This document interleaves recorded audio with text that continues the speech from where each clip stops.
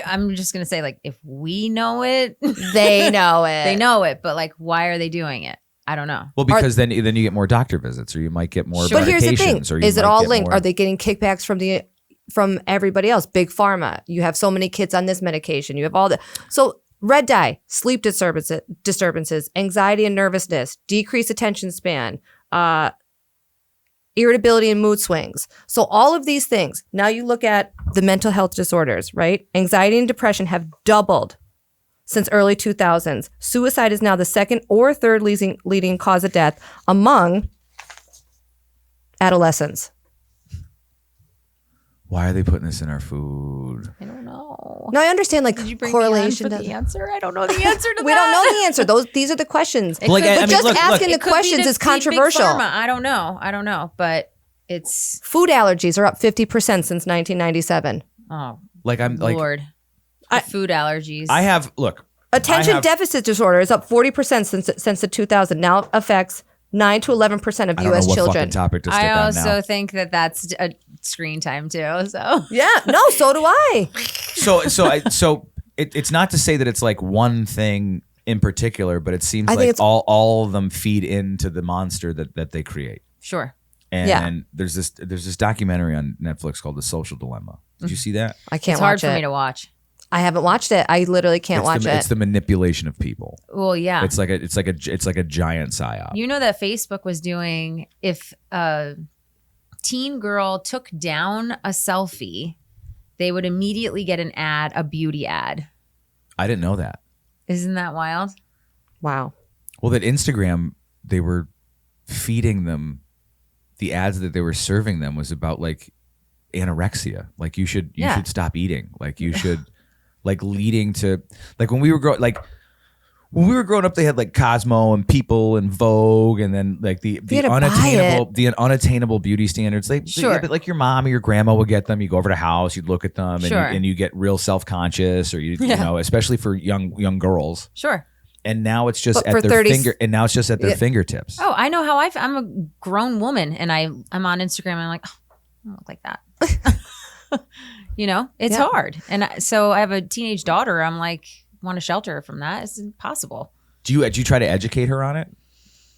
I try, I try to talk about healthy bodies, and, what you see on Instagram isn't real. There's filters. Now there's AI. These people, it's not even a real person. They're not real. It's not even an actual person. It's scary. Oh, we're in big trouble. Oh no, we're screwed, and these kids are so screwed. Think about it. You talked about the Cosmo. So, like, let's say you read it for 5 minutes. These kids are on social media for 9 hours a day. Yeah, it's literally the only only thing 100 they're pages. consuming. We do a limit, so it cuts off. But Yeah. No, there's ways around it. I mean, I think she's on. I'm like, how are you? Like, why are you on Instagram at school when it's cut off on your phone, and she's on her school computer, looking at it? Oh my God. Yeah. Mhm. Like this is such a huge, like all of these things are such huge problems that I've never talked about on this. Yeah. It's sad. really sad. Like, her and I have talked. I would hit. Like why aren't the therapists at the schools going like, okay, like we're done with phones in the school? They try to implement all sorts of different things. All these schools are trying. Like, then you have to the check in parents. your phone. Then the parents say, I want my kid to have their phone in case there's a school shooting or something. Well, what are you going to do anyway? I mean, besides get More upset. and like bizarre information from your child who actually doesn't know what's going on. I mean, God forbid. I mean, in a way though, that's more like it's like. Did you ever hear Munchausen by proxy? Yes. So in a. Okay, let me rephrase this. Are we going Remember Gypsy? We're going Gypsy Rose. Remember the dog whisperer Caesar Milan? Yes. Oh my I was God. obsessed with him. Okay. Same. So the behavior isn't about the dog; it's about the people. Yes. If you want to Okay. change someone's behavior, you have to change your own Right. first. So in these instances where the parents are like, no, it seems like they're the ones that need to change their behavior to make sure that their child isn't living in fucking trauma world where everything's fear based.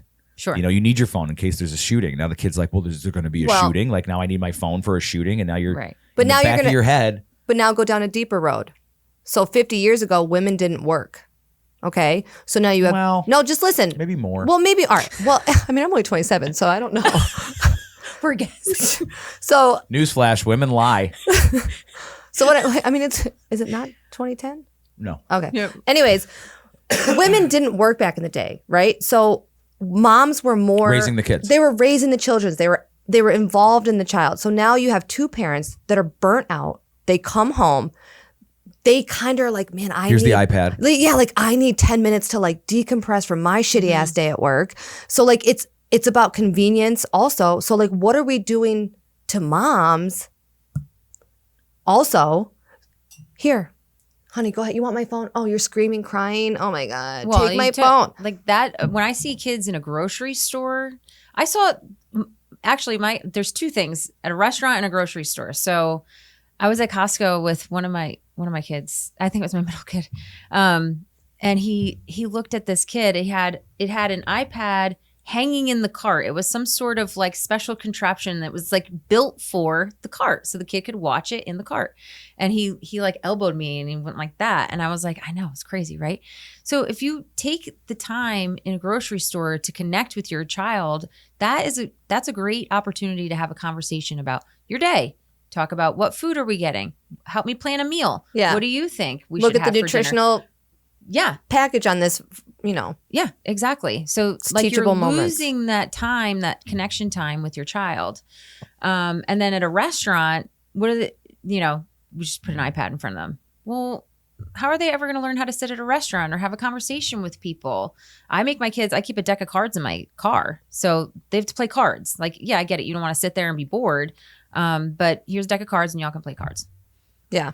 Colton brings like his little wrestlers. Also, I'm not parent of the year. Yeah. No. Like same. at all. No. But yeah. Shouldn't you teach kids about boredom? Yes. Yes. Sometimes shit's going to be boring. Well, because Yes. that's when their imagination, I think, flourishes, is when you're bored. You have to think of things to do to not be bored. And once you take that away from them, what are you teaching them? So what are parents getting wrong right now? I don't want to say it like that. Yeah, I don't want to say it like that either. I think they're What could just they trying to improve on? survive. I think parents are trying to survive right now. Parents are definitely just trying to survive. They're all burnt out. But it looks to me like there's things that you like. It's not even Small like